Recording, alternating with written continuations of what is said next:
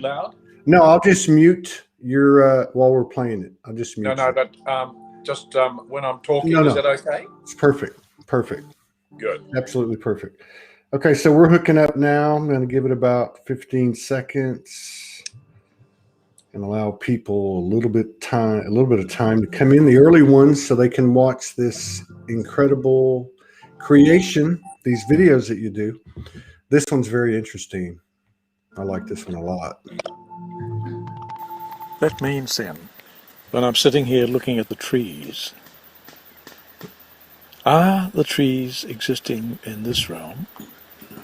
And are they also existing in the fairy realms as I see them now?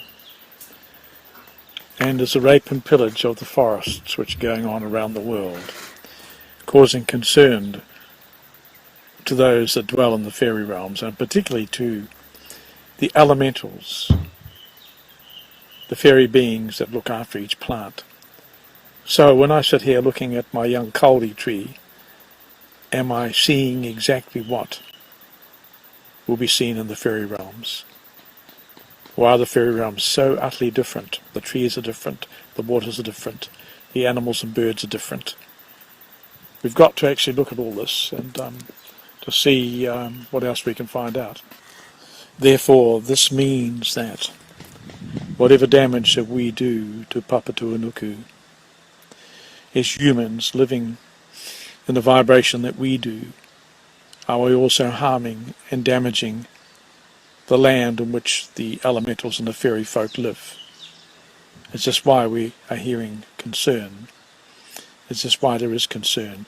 Is there somewhere that they can go safely, or have they just retreated in the past into their different shape, their different form? Are they indifferent to what we are doing to the planet? Are they indifferent to us as human beings? I'm waiting for my next connection. Thank you.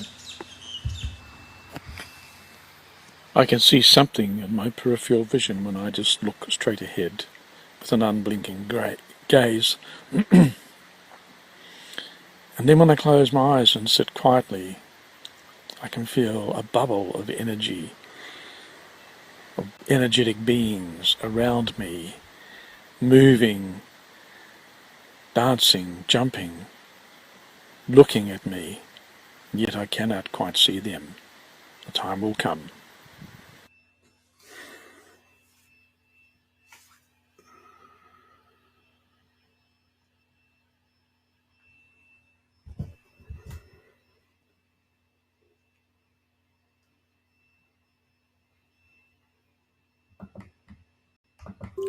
So, test. We have the honor of Gary Cook in the house for the 2 days in a row. We couldn't connect for 2 or 3 months, so we're trying to catch up.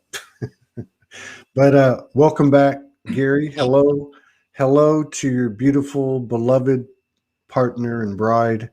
I saw her in the background. I just want to say hello to her, because behind every good man there is an incredible woman, right? Oh, yeah. Thank you. Thank all of you, all of the feminine. So this is helping me, Gary. Uh, Being in your energy, there's been a lot of purging going on the last couple of weeks. It's all good. Everything's getting better every day for everybody. Uh, and even if we're a strong minority, we're changing this realm.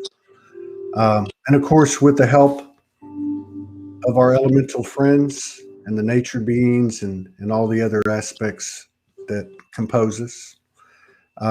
So it's been nice and meditative for me to sit down with you yesterday and then to feel into this energy today. So welcome back. And do you have anything on your mind today? Oh, sometimes, Todd, it's the mind is so cluttered with so many things upon it. You have to clear some of these things away, and sort of what can I focus on today? Sometimes, as you know, there's so much excitement around what we're all doing and sharing and connecting with people. And it just seems to roll over. I might sort of say at this stage, too, that if the viewers can hear some music in the background, that is Sabella, our peace lily, playing music for us, and we'll have a look at her later. But in the meantime, it's all sorts of things are happening, and I guess it's a retrospective time because we're just coming into winter. The last few days, Raywin, my wife, and myself have been busy canning and bottling and preserving the apples and gathering the fruit and the figs and the last of the strawberries. And there's been so much activity because we have big gardens and a lot of fruit trees and nut trees. So it's wonderful to be out there working within nature continuously. And a lot of the food that we present at our table on a daily basis is grown in our own soil here. And I guess that this is just part of the special relationship we have with plants. And people may say, well, heavens above, you talk about plants and plants with feelings and thoughts. How can you garden them and how can you consume them? But that's a story for another time. I just want to look at what I'm talking about here now is the months of winter. And it's, as I said, it's a retrospective time. And my thoughts are often on past events, and I ponder on the ancient wisdom and seek ways to share the secrets of the past with those of today who are interested.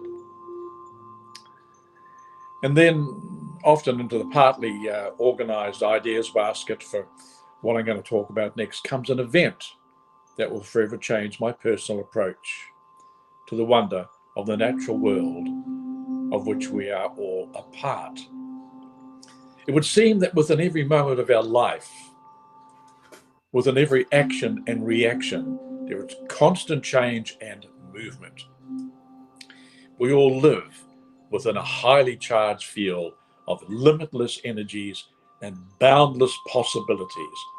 But for all of this, we're only minutely aware of who we really are and what we are capable of knowing. And within this knowing is the prospect of each and every one of us attaining power and understanding that could forever benefit our individual life's journey. God. So we often ponder on who we really are and why, if at all, we have an important role to play, not only in our own personal spiritual pursuit, but to have an effect on all other lives on the planet. It would appear that we consider ourselves sometimes rather insignificant and even ineffectual, whereas in fact, we are so influential that we little realize how our every act, our every thought has a powerful and lasting effect on all around us and in fact in the whole cosmos. And Todd, you know well all about this yourself for the wonderful work that you do and the amazing people that you bring forth to us so we can sit with people from all around the world, all persuasions, all ways and means.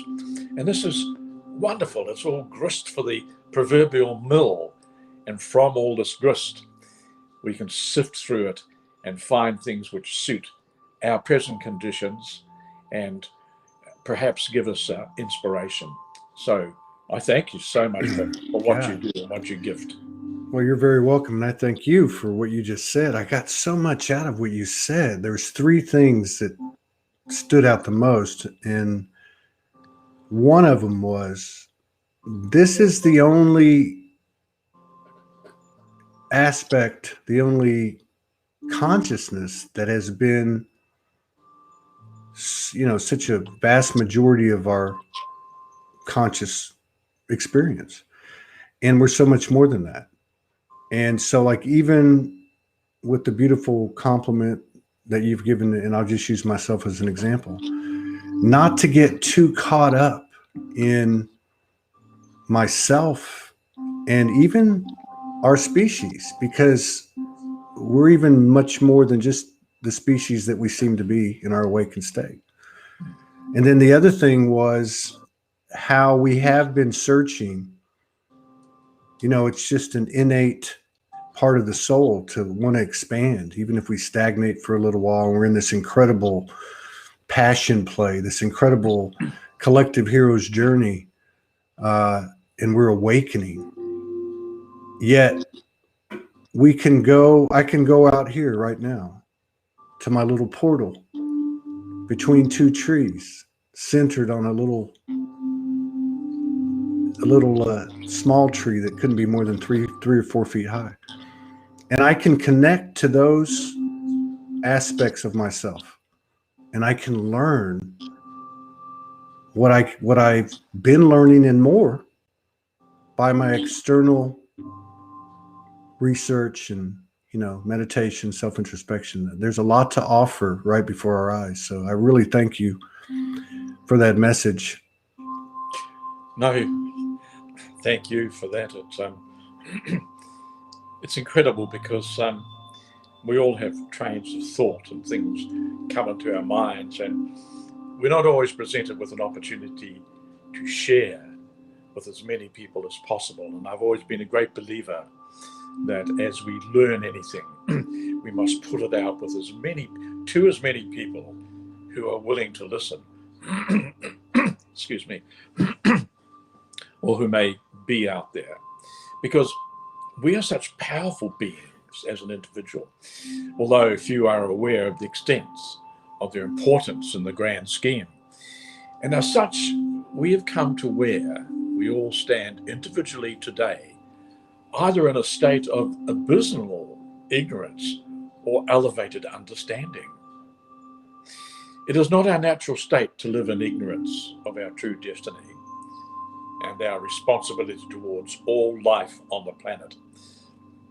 There are countless generations of conditioning, and even in our present form, we are conditioned.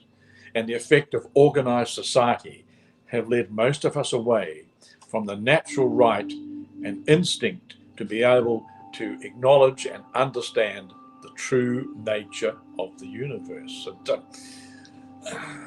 But for all of this, most of us are comfortable with the level of knowledge we have and have no aspirations to move out of our particular comfort zones to increase our understanding. In fact, many of us dwell in the history of our recent past and also that of our forefathers. We have become victims of our history that often overshadows our present day lives and inflicts suffering on those yet to be born. So this is quite a big picture I'm painting here. I like it. Yeah. It's like we don't need heroes. We can be heroes. You know what I mean? Yeah. Indeed, we are heroes, actually. Yeah, we are. Each one of us is a hero. That's right. Yeah. And as we've read, in stories from the past and myths and fables and the great heroes of mythology, gosh, they were all tried and tested in so many ways as they made their way through their lives. And of course, the modern day analogy of which we're all aware of, if we just look at Lord of the Rings and we look at the quests and we look at everything that people went through trying to get to the eventual aim and object. And this is very much what we do today. So there was much to comment upon at this time. And as my journeys have taken me on highways and byways of more ancient times, these journeys that I've always made are pilgrimages, walking those special paths that take you from one important place to another. And as the wheels turn on the road and the boots step out on the trail, one is always aware of the immensity, the sheer splendor and strength that is found at every turn of the many roads throughout whatever land you live in. And this is it. It's as we step out, and I use the word pilgrimage. It's a lovely term, and the way that we interpret pilgrims, of course, was that people going from one holy place to another. By Jove, and no matter what land we live in and what part of that land we live in, there are holy places and special places all around us, and some of us become aware of these. And we can pilgrimage. We can walk from one place to another. And this is connecting with the Great Spirit. This is connecting with everything that is out there. This is connecting with the cosmos. You know, we're just not earthbound as we appear to be in a mundane sense. And the beauty of pilgrimage is it's the wonder and inspiration that is laid at your feet by the many people you meet on the way, touching heart to heart, breath to breath, soul to soul. And these are the people we always come in touch with on the journey. And I just love something I've observed over a long period of time. I'm the sort of person that likes to make contact with people, eye contact and then voice contact. So the visual, then the voice. And often I will pull into a gas station to fill up the vehicle on a journey, and there'll be someone at the pump next to me, and I'll look at them all focused on what they're doing. So a quick word and something suddenly inspires a response, and they look at you, we look at each other. Suddenly there is a knowing between us. We may just be talking about the weather. We may be talking about the price of gasoline. We may be talking about rather mundane things, but these little encounters are not per chance. They are within our destiny, within our karmic destiny. Every single thing that occurs on our life's path, from my understanding and my involvement with many, many things over many years, is that our karmic path puts us in touch with countless people. We cannot quite comprehend with the number of lifetimes that we may have lived, and not necessarily lifetimes in the world as we know it, but lifetimes elsewhere in the cosmos. We have come across so many other beings. We're interlocked with them still. And so often we have a little thing to work off with them. So these encounters and acknowledgements are quite important. And I tell you one thing I do, which may inspire other people too. When I'm driving from A to B, either on a pilgrimage or going down to the local market to buy produce, I'm aware of people coming towards me in their cars. I'm aware of people on the footpath, and I'm just trying to send out messages to them. I don't have to consciously do it. I think I do it. It's just projecting, and this is projecting things of love and positivity. And so we are all beacons, and sometimes the light in some people's beacons is dull. It just needs a bit of reigniting. You just got to turn the wick up a bit so the flame will glow. And so as a beacon, we can share our love and our passion for life with so many people just by walking past them in the street. And we have sometimes seen this too. We're walking in the village or in the city, walking down the sidewalk, and people coming towards us. And sometimes we'll look into someone's eyes quite deeply. They'll look into ours. There may be an imperceptible nod. There may be just a slight smile. And that's all it takes. There's an acknowledgement there. There's a knowing. I find that so exciting about the fact that we are in constant contact with all the living forms on the planet. Yeah. And the fact that we can occasionally acknowledge that. You ever do that with, like at the grocery store, you ever do that with a baby?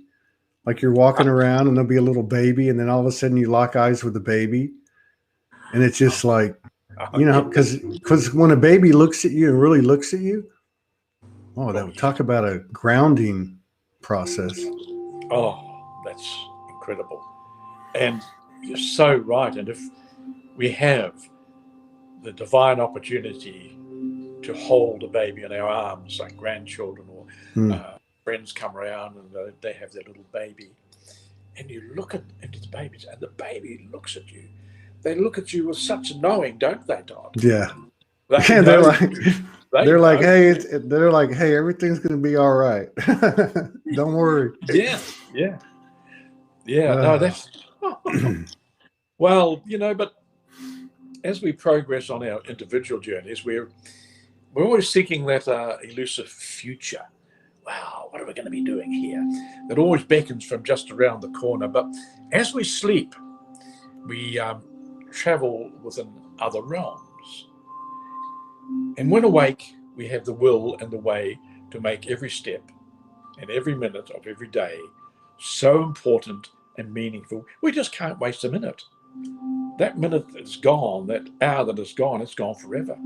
So our journey into destiny is full on, 24 hours a day. And the trick of coping with all of this incredible input is to be selective and focused in what we acknowledge as important and worthy to our individual selves. I just love this point here, to learn to walk the middle path, being very much in the world, but not of it. Yeah. That's important. To widen one's view, to take in the wonder of the creation we see about us.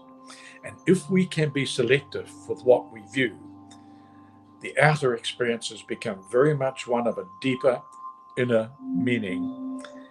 And I know that so many people who sit with you throughout the week and throughout the year, and people that I have been in touch with, these are people who are looking at a deeper experience, a deeper out of experience, looking for one with the inner meaning. So it's so important, and it's so important too that you and I have the opportunity to share what little we know with as many people who are willing to listen. And it gives me such joy to be able to do this. So once at this point, I just once again thank you so much for thank you. allowing me to be here with you on your platform. It's just wonderful. I mean, having a conversation, a conscious conversation with the plant music, real time. That's actually happening real time. This is spontaneous plant music from our beautiful friend. It is, yeah. Let me ask you something, because you mentioned something a minute ago about when we're in dream state from the human perspective, and we're out there living, because it is 24/7. I've been asking for the last 2 weeks, may I have recall of my journeys when I'm asleep. Now, I'm not going to stop knocking on that door, but I haven't had anything stand out yet. But knock, knock, knock. Yeah. Do you have any recall? I'm just curious. Someone like you, do you have recall of your very little? Yeah. And usually, the only recall I have is just within possibly the last few minutes before I awaken and come out, and I will awaken straight out of a dream state into full awakeness. Then I can capture it. And sometimes, I used to do this years ago, I'd have a notepad by the bed there, and I'll quickly write things down. And also, if you have to rise during the night and follow a call of nature, you've probably arisen out of a dream state, write something down, just one word, and there may be something, and one could see, if you start to join all these words together over a period of time, there is something going on. But so often our dream states seem to be so muddled and befuddled, and I feel, as you know, the ultimate dream state, of course, is the dream of flying. Yeah. That is incredible, and whenever that occurs to me, I'm a sort of person that always has a hell of a job getting off the ground. In the morning, you mean in the morning? I need a slope. I've got to run down the slope, like someone taking off with a glider, and run, and suddenly I'm in the air, and away I go. It's a magical state. But I tell you something else too, to do with the dream state. And you can actually contemplate and think about things that you may like to dream about when you go to sleep that night. Yeah. And this is something which I learned many, many years ago, that if one wants to make contact with the fairy realms, and they can make themselves known in the dream state. And so it is a matter of, before you go to sleep, is just to put this into words, your desire, and why you want this connection. And so I believe that one could actually put that into action for anything. There may be some answers that one is seeking in their lives, and the answer's not coming. It's a conundrum, it's a problem. So perhaps by just concentrating and focusing quite deeply on this particular subject, and say that you are seeking contact with the fairy realms, or you're seeking a resolution with what is preying on your mind at this time, things can happen. And at one stage, I used to be able to control my dreams. It was interesting. I was like a director, not physically standing back, but I appeared to be able to take control of where I was going and what the outcome was going to be. That didn't last for very long. I found it quite tiring in a way, and not frightening, but it made me realize that we can have a little control over what happens in our dream states. Have you experienced anything like that at all? With Yeah, I'm listening to you, and I'm thinking as I'm listening to you. I can recall controlling certain dreams. It's never been for an extended period of time. I can only say it's probably happened a handful of times. Yeah. I have gone to sleep and said, I want to go here. Sometimes it's worked, probably a third of the time. I haven't played with it a lot, but as I'm listening to you, I'm seeing, well, it's an interesting proposition, because on one hand, until this moment, I've been, for the most part, trying to be in alignment, trying to be in that center point, what I call the soul highway, right? And then with the understanding of the belief system that what I need will flow to me as like begets like. But as I'm listening to you, I'm thinking, well, wait a minute. We ask the source, we ask the God, the goddess for things. Why wouldn't we ask, let's say, the elemental kingdom or the phase or whatever? Because as I was listening to you, it was playing in my head, and I'm there and I'm going, I was explaining to them my intention. My intention is, I honor you. I hold you. I revere you. I love you. And I know you have sacred wisdom. Would you share it with me? Something like that. And if not, that's okay. If I'm not ready, I'm not ready. It's so, the elusive things which appear in our dreams. When I say elusive, because we don't seem to have complete recall, because we'll wake in the morning and we'll, perhaps as I do, I just remember what happened in the last part of my dream and what happened earlier on. I know there was a lot of action and a lot of involvement, but it's just gone. And sometimes I think, just as well, I have enough problem getting on with the day when I'm awake, let alone walking around full of all the dream things which have occurred. But it's good to be able to, if one can, just to recall and acknowledge something which went on, and perhaps these things can be interpreted in some way which may be an advantage to us as we make our way. So it's it's interesting. It's I'd like just to share at this stage, and just move away from dreams, but still moving in that big, wide, wonderful, unseen world. Yeah. And I've written many stories over many years. I wrote for a magazine for 12 years, and I wrote 84 2,000-word articles. You need to do like a bedtime stories for star I know, seeds. I know. And it'd be like a 55 to 65-year-old target market that's on the well, ascension path. yeah, it's funny. I'm just sort of re-looking at them now, and I'm going to start doing blogs with them. Oh, cool. And put them up for people just to download and listen to. Because I just want to read a couple of things from one of my stories, which was written many years ago. And in the story, I will share with you some personal insights from recent travels, seeking that which was placed by the hand of man and that which nature projects and lays on the landscape, often in an incredible array of shape and form, two diverse aspects, but each with very subtle messages.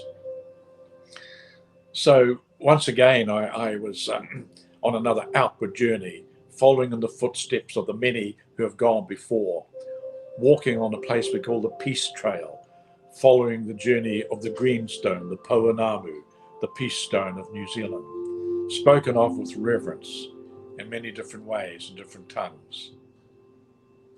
I had returned to the Arahura River on the west coast of the South Island of New Zealand, and to spend some time at the start of the Greenstone Trail, the special pathway through the mountains to the eastern side of the range that takes one to Te Kohanga, the birthplace of the gods. We have the birthplace of the gods in the South Island of New Zealand at Castle Hill. I had watched the sunrise at Lake Kaineri as the early morning light touched the snow-topped mountains with a blush of pink. This is truly a place to lift the flagging spirits and imbue one with the energy required to walk and climb. I had not ventured far in recent months following a minor accident that resulted in a pair of cracked ribs. I fell off and tipped over my ride-on mower, but that's another story. I was full of joy to be walking once again upon the ancient trails of the South Island, to regain some of the energy I was lacking after recent events, and to feel the spirit rise as the sights and sounds of these special places enveloped me. The snow glistened and crunched underfoot. The wee streams chuckled and sang. The river, the Arahura, roared in icy blue splendor where it came from the top of the mountains. Ice-top pools created a myriad of shapes and forms as sun and shadow recorded every temporary image captured in the frozen waters. I could not help but relate the patterns to those of crop circles, although these free-form features did not display the geometry of the circles, which is interesting. Instead, I was presented with organic shapes and forms that changed over the hours as the sun moved over the icy surface, sculpting and shaping subtle messages. As the power of nature uses the subtlest of ways to capture our attention.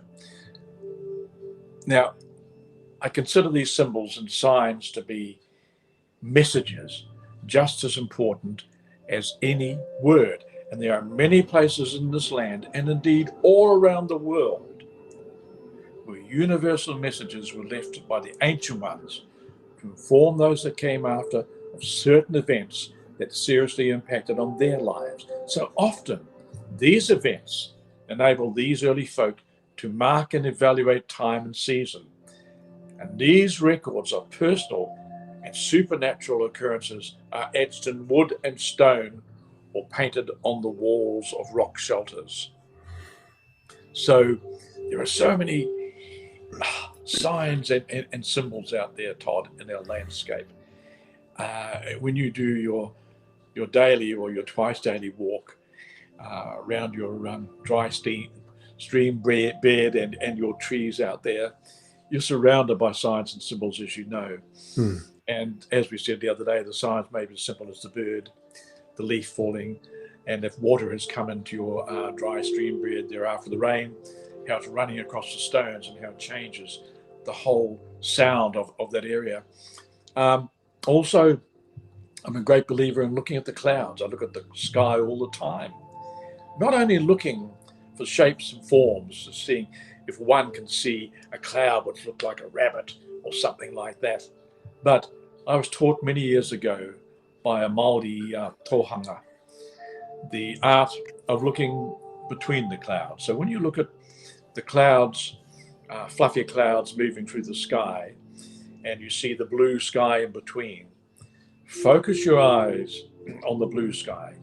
Move your eyes away from the clouds and look at the space in between. Now, this is interesting because there are subtle messages. There are interpretations to be made. And also, he took me into a very interesting phenomena, which if we've ever been to the sea or we live by the sea and we've stood up on a hill or a bluff looking down over the bay, so often we'll see ripples like a flow going through the water. And we say, oh, that just must be the current which is moving, and we can just see it rippling the surface. When you're down at sea level, you cannot see that, but looking down. Now, within those flows, which are all over the place, it's amazing.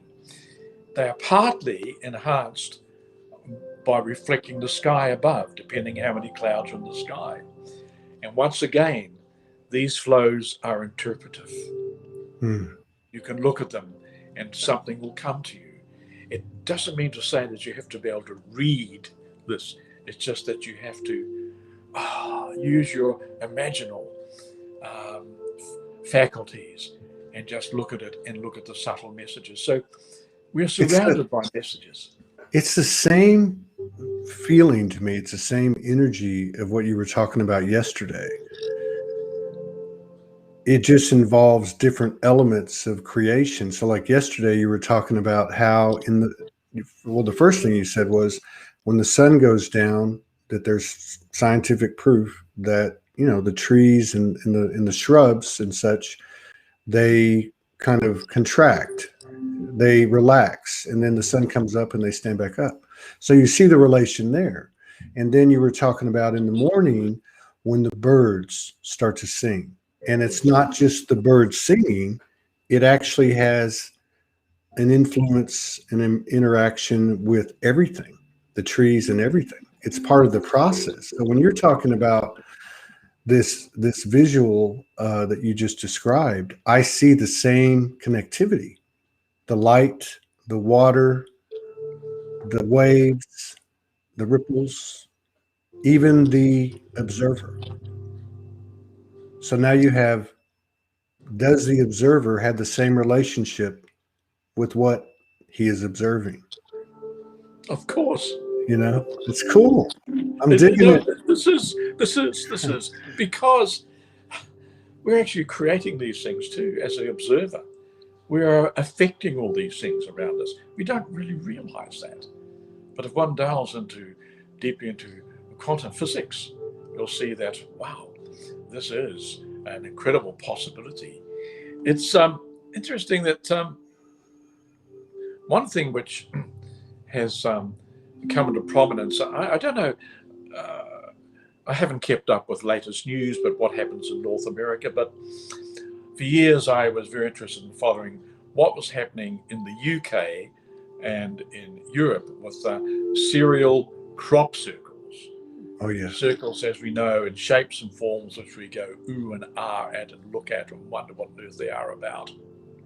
So over the past 40 years, they've come into great prominence and providing much in the way of information as well as disinformation with the advent of man-made circles, because we have to be able to sort out if these were made by a human hand or were they made from another source and another.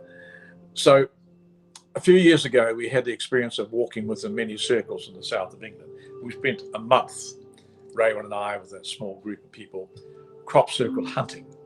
We thought we've got to find out more about these places.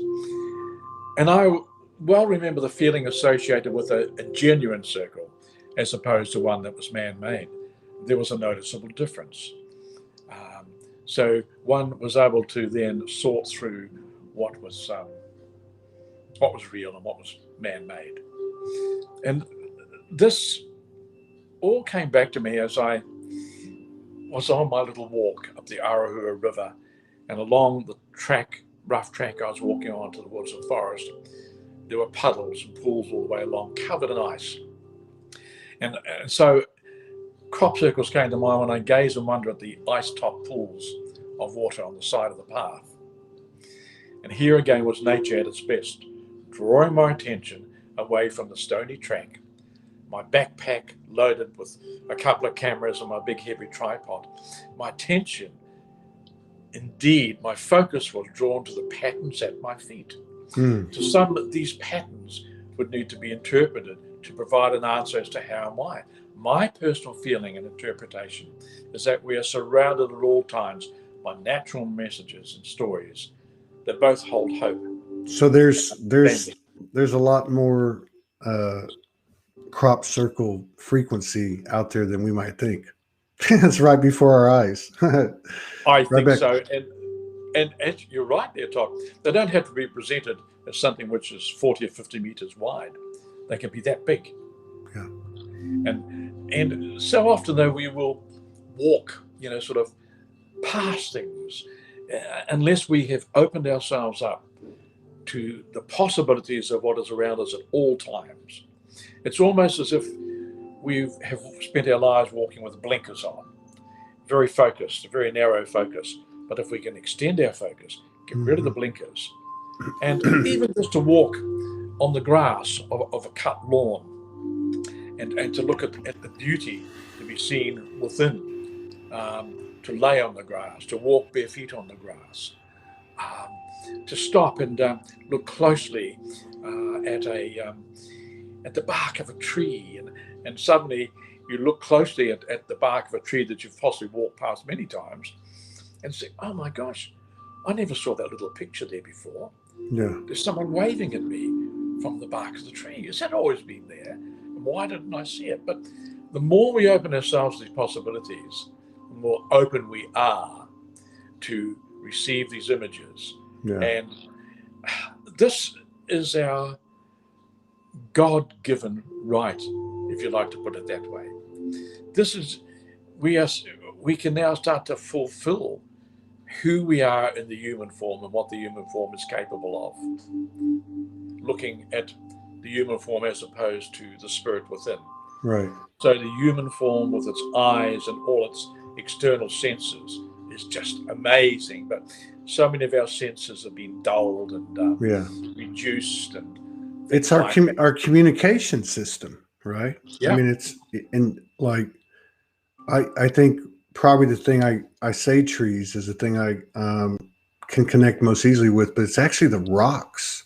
Like when I was in Utah or Sedona, or even here in Arkansas, some places where they have mountains, I see so much, right? I saw a picture yesterday somebody posted, I think it was in New Zealand, and they were just posting like pictures of beautiful places. And it was some mountain, and that's all it said, such and such mountain. But I could see in the picture this incredible, majestic Indian tribal chief, like with this huge bonnet, and it was just powerful. Wow. But the messages, that we get from whatever's around us at all times, a lot of it to me, I guess, is more impressions and feelings. Like, so for instance, if I go and I walk by a grandfather rock and I look at it, it's not, sometimes I guess I get a message, but it's more of a feeling. It's like being around Amma or Buddha, or, you know what I mean? You just walk into the space of sacredness and antiquity of the soul. That's right. And that's all you need. And that's just so wonderful, just an impression. There doesn't have to be a deeper connection. It has happened. And it's as I said earlier on, and we're walking down the street and someone's walking towards us, we eyeball them, we just look at each other deeply, and we walk past, not a word. So look, just as we walk every day, everywhere, we are exposed to all these impressions. Yeah, it's so a lot of these things don't need interpretation, but I love what you say about looking at those images that may have come from New Zealand and what you saw on the rock. So often, if we walk on our daily walks, we may go past a view of a mountain or some hills in the distance. And if we're looking at them every time we go past, and depending on what the time of the day and the time of the year, the light at certain times of day will cast shadows in certain aspects of a rocky face. Yes. And one day you'll be walking past and look up there and say, oh my God, how many times I've walked past here and never seen that face up there. And you're bowled over, because these, I've always maintained, is nature in the true sense, communicating with communicating. I saw this. Having these things there, and when one is ready, you go, "Oh my God!" Look. I saw one a couple of weeks ago, and I'm pretty sure it was in New Mexico, and it was for only something like 6 days a year. So at 6 days a year, at a certain time of day, there was a shadow of a cougar, like a mountain lion, about to pounce on its prey. Wow. And it happens, like, I think it said 6 days a year at the same time. Wow. I remember many years ago when I was doing a lot of research work in the far north of New Zealand. There was a place called Tokotoko, which is a hill peak. It's a ancient volcanic core. Everything else is eroded away. We have this incredible peak, and it's significant to the ancient people of this land as being a very special place. And I used to drive past this hill month in and month out on my archaeological research work. And then one day I was coming back, and I looked up the hill as I was driving towards it, heading home. And there, etched in the peak, was a face.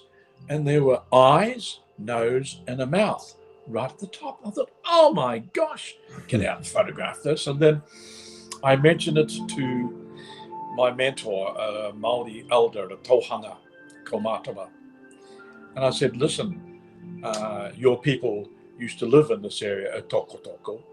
What is the significance of what I've got here? And I showed it. He said, oh. He said, you've seen that? I said, yes, I saw it. I saw it for a few days as I drove backwards and forwards. He said, that's interesting, because this only appears at a certain time of the year. And the time of the year it was the marker for the Māori of that land to raise the crop of sweet potatoes or kumara from the ground. And as soon as that face appears, it was time to bring the crops in. And then that face disappeared. Wow. So this happens. And for ancient people, they noticed these things too. And they were quite significant, because not only was it a certain time of the year that the sun on an angle casts a shadow, which they recognized, but this is one way of gauging exactly where they were in the season. That aligned to the 28-day cycle of the moon, and also to the position of stars in the heavens. Yeah. So they had all these signs and symbols, which they just took for granted. Oh, this is what we do. This is when we plant. This is when we reap. This is when we go fishing for this sort of fish or fishing for that sort of fish. But these things, these markers are still out there, and they don't seem to be of any great significance to us today. Maybe what we've done in this series of incarnations is, and maybe what we do every time, is we create a world where everything starts to be done for us, and we start to get disconnected. And I'm listening to you, and I was thinking about this when I was living in Hawaii for a few months. There was this story on a restaurant wall, and it was about how there was, I don't know, I think it was the Hawaiian Islands, and how a certain people, indigenous people, traveled to, I think, New Zealand, or vice versa. I think it was vice versa. And so what happened was they built these boats, and they started to, sail based on the stars. And it went on to talk about, the times of year, the stars they followed, and all this. So as a species, we were in that symphony of communication with nature, Yes. right? I mean, so that sounds like a really cool place to be. You're telling me, and back to that, a little thing I'll add to the navigation. When the early comers came to New Zealand, Aotearoa, from the Pacific Islands, not only did they follow the stars, but they followed the whales. The whales guided them here. And this, of course, was the annual migration of whales coming up from the sub-Antarctic waters right up through the Gulf streams into the Pacific, where they gave birth to the young, and coming back down. And so they could follow the whales up or down on one sort of pathway, as well as navigating with the stars. And as well as other things, of course, that they looked at. But it's amazing, once again, in tune with things which occurred in nature. These people did not, in those days, have the compass as we know it for navigation. Yeah, the compass in their heart. Oh yes, or in their pineal. the real GPS, the soul. Yeah. So you mentioned you mentioned that you mentored under Maori. A Maori kaumātua, which is a Maori elder. Okay, an elder, a Maori elder. So did you spend days and days with him, or has this been more of like you're an acquaintance and you establish a friendship and a mentorship, and it's been over a period of years or something like that? It was over a period of about 3 years, and it was a lot of contact with him. Ray and I were taken into all sorts of realms, which were mystical, spiritual, and amazing, never frightening. But we experienced together. And I think probably next time we chat, I'll weave a story around all these of what he shared with us, what we learned. And it's just amazing, actually, when I think about it. And it would take me too long with what time we have now to actually... Well, we can go longer if you want to. I don't have another show for 1 hour and 6 minutes. All right, let's go longer and deeper.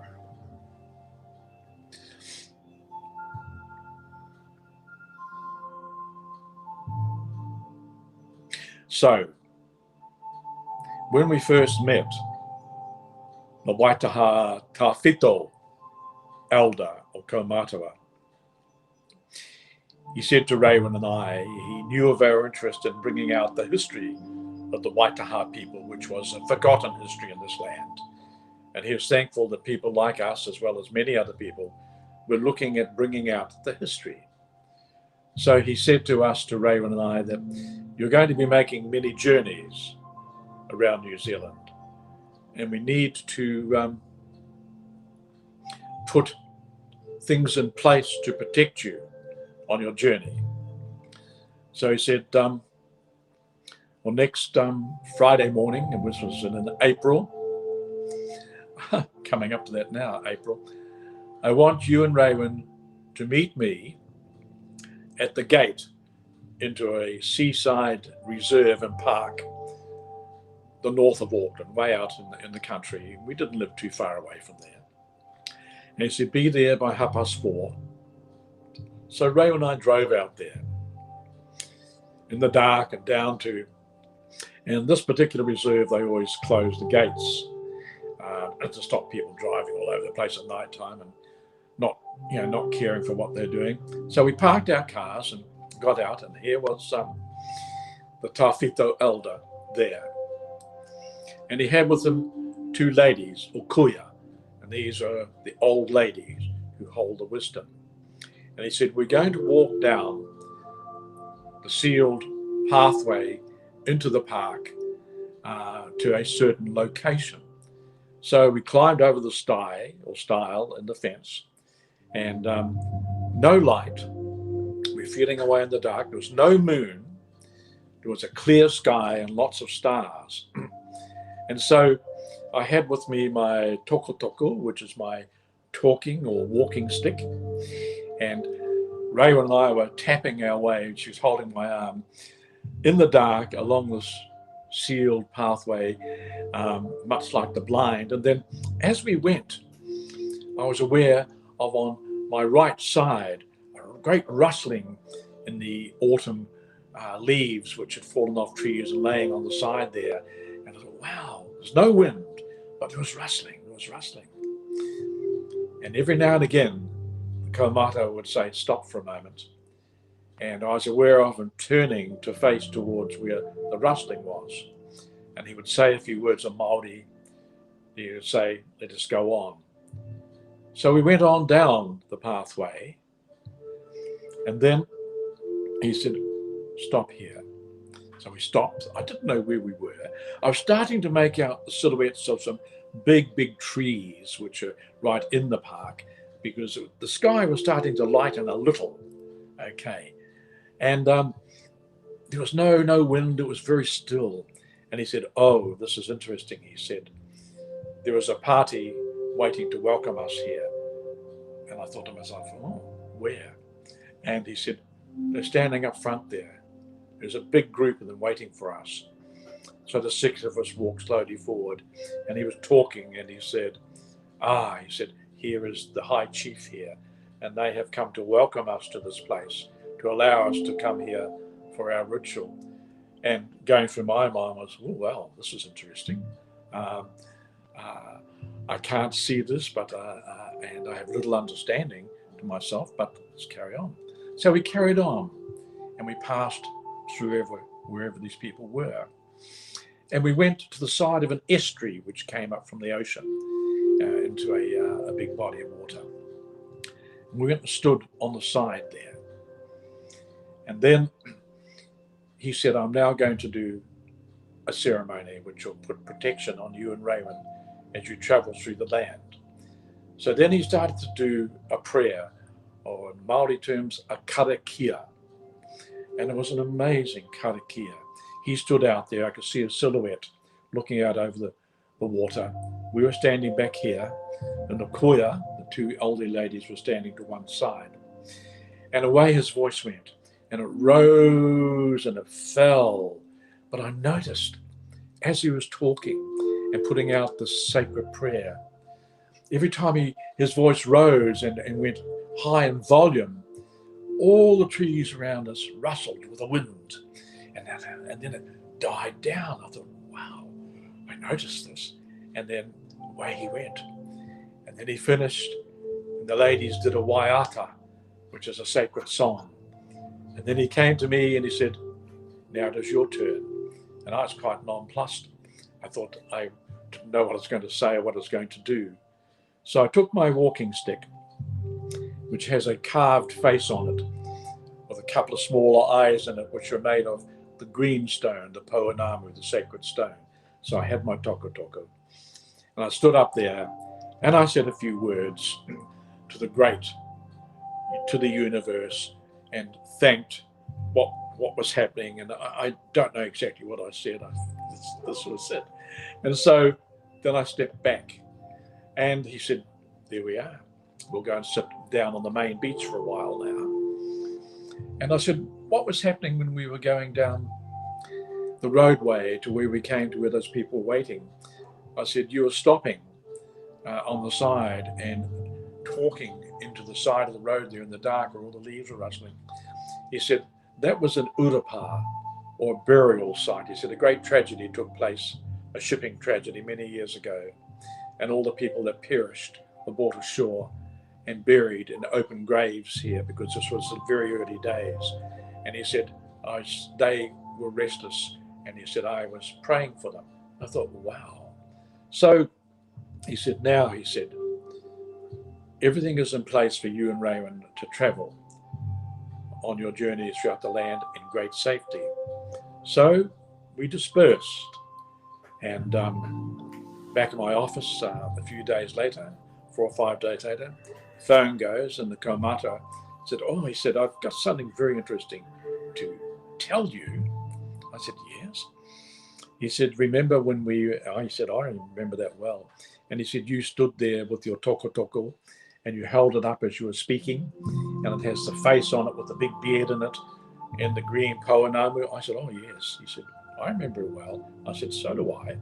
He said, well, I've just been in touch with the shaman, the medicine man of the Lumbi, I think it is, Indian people of Washington State, because they'd been having a lot to do with them for various things over many years. And he said the shaman has sent a message back here to say that your message that you gave has traveled right around the world. I said, what do you mean? He said, well, he was asleep one evening, probably the evening that we were doing our work. And he said, suddenly his little shack shook and rattled in a wind which came out of nowhere. So he arose out of his bed and stepped outside into the darkness and looked at the sky to see what was happening. And in the sky, he saw an image, which was a big, long, bearded person with the sacred stone in its eyes. And I thought, oh my gosh, what's happening here? So the shaman, the medicine man of the Lumbi people, was aware of the message that we had given, and this made me realize that everything we say and every thought that we have is just going to go out like that. As I'm sitting here talking to you now, it's going out there. It's just not contained within my mic here, or it's going out. So that was an amazing story. God, man, that's Had crazy. many other stories with him. Many other things occurred.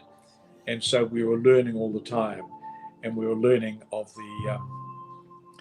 the intrinsic connections between the humans and the world of the spirits. And for Maori people, it is the world of the ancestors, the guardians, and they revere their ancestors. It's not ancestor worship, but they revere them. They understand them. I get this. And in so many places that we have traveled to around New Zealand on our research, we've been aware of the guardians, and these, I've always addressed them, the unseen people who are always there.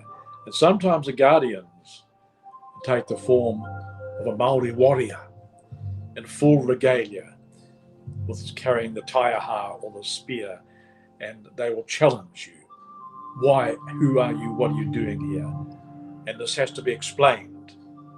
And then they are quite sure that you're here for the right purpose, not to disturb what's in place there, because these guardians are at special places like tapu places or sacred places. They're there just to keep an eye on things in the spirit world in case people from the human world I'm just overstep the mark. I'm just curious. I want you to continue, but I have a quick question.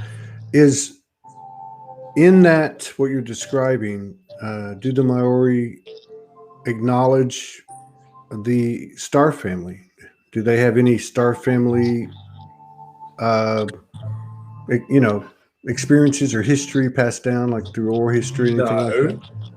The only thing that ever came out in our conversations was looking up one night at the at Pleiades, and him saying that is where we came from. Pleiades, seven sisters. Yeah. Okay, that's just where we came from. And so, no, there's never any other direct connection in that sense. The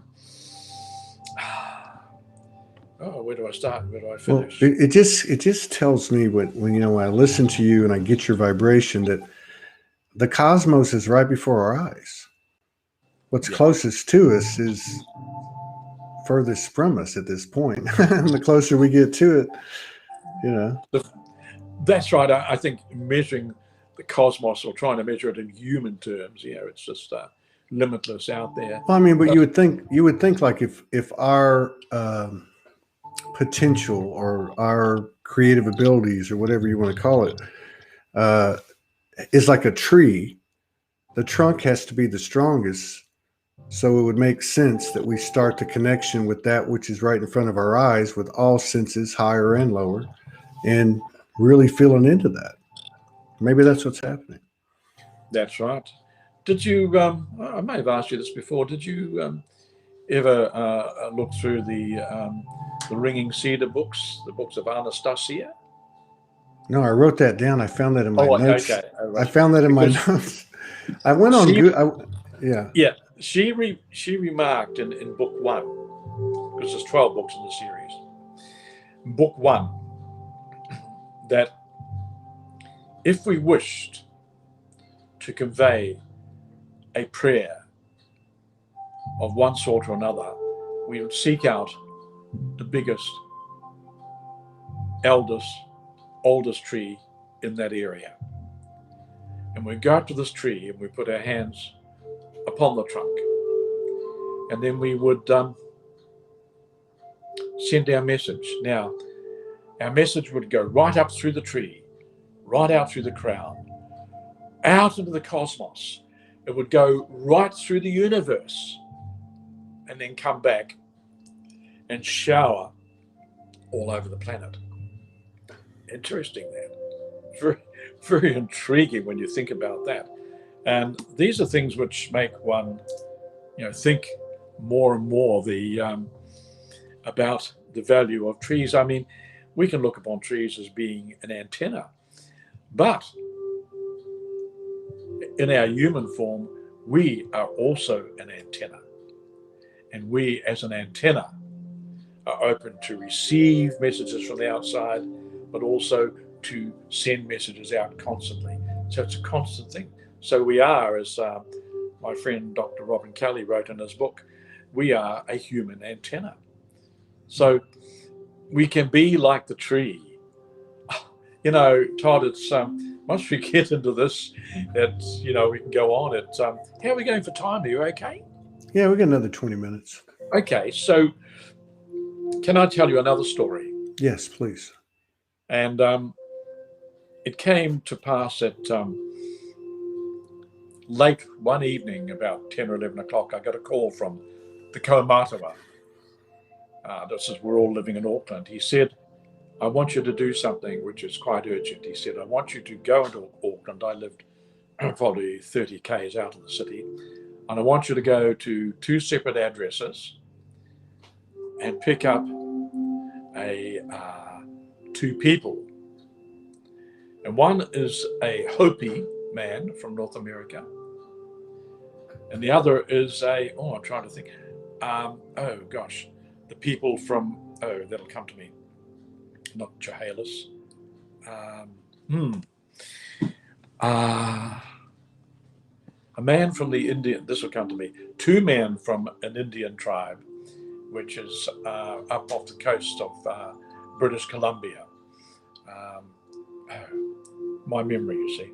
So many things stored in here. It'll come That's on. in the northeast. He said, I want you to pick up these three people and meet with a friend of ours out at a car park north of Auckland on the ocean as soon as possible. And then I want you all to come north with us to meet with the matriarch of the Waitaha people, the old lady, the keeper of the wisdom. We have to bring these people. So away we go. And about 12 o'clock, here I am at the beach. There was a big van there with a driver I knew. There were the three Indian people from North America, myself, and the Kaumatawa, and two other people. We crammed in the van, and away we go north for about 2.5 hours. We arrived at our destination probably at about 2:30 in the morning. And there we were taken into the house of the matriarch of the Waitaha people, the wisdom keeper. And so we sat with her and they shared stories. Okay. Now the Hopi man did not share any deep stories because he said, I do not have the permission of my elders to share. But the two men from that island, which just eludes me at the moment, said we can share our stories. They also had ritual clothing with them, beautiful big cloaks, and the big eagle-like mask you put down over your eyes. And so they chanted.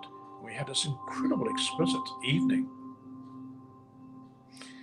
And so this went on, a great interchange of things, lots of early breakfast about 6 o'clock, and then we headed back to Auckland because the Hopi man had to get a flight out that day, and the two other Indian, the father and son, which is Woody and Woody Jr.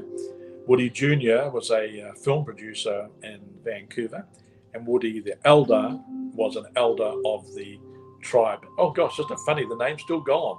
It'll come. It'll come. It's in the Northwest. I'm so excited. And so British Columbia. I don't know what that would be. Oh, not Nez Pierce. Wouldn't be Nez Pierce, would it? Yeah. Yeah. They come from the islands up there. Gosh, the islands. They come from the islands. They come from the islands off the coast. Eskimos. With an H. Haida people. The Haida Indians. Haidai. Haida. Sorry about that. Never heard I've of got that. so many things in my memory bank. Sometimes it takes a while to pull Well, of them out. course. You've only lived like 1,000 lives just in this incarnation.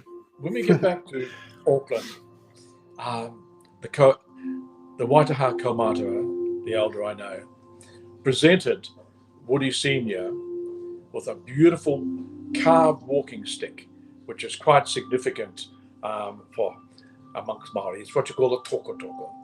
And this was no ordinary toko. It wasn't that thick, around like a stick. It was very wide, incredibly carved, with the most intricate carving I've ever seen. And he was overwhelmed to receive this gift. And so they departed later on that day back to North America. And once again, about a week later, I got a call from the Kaumātua sort of saying, "Oh, I got an interesting story to tell you." I always loved his phone calls because there's always something happening. He said, the Woody Senior and Woody Jr., as they're known, arrived back at Haidaville yesterday, and they flew in by seaplane and landed there, and they're greeted by all of their tribe on the jetty there. And as they got off the plane, Woody Senior, as I know him, the elder, carried this very wide, intricately carved toko onto the shore and presented it to the medicine man or the shaman. And he looked at it, he turned it round, and he said, "There's a story here." And Woody said, "What is it?" He said, "Right." He said, "Going back 15 or 20 years ago, you may remember after that big earthquake, how the land, the seafloor rose off our islands, and how at low tide, the rocks and stones revealed that we'd never seen before and never knew were there. And so they were revealed at every tide. And as we walked out amongst the new seafloor, we observed some pink granite rocks out there with very little seaweed growing on them, and carved into these rocks were the most intricate drawings and symbols, which we knew not what they were. We knew nothing of these. These were not in our history. This was before our time.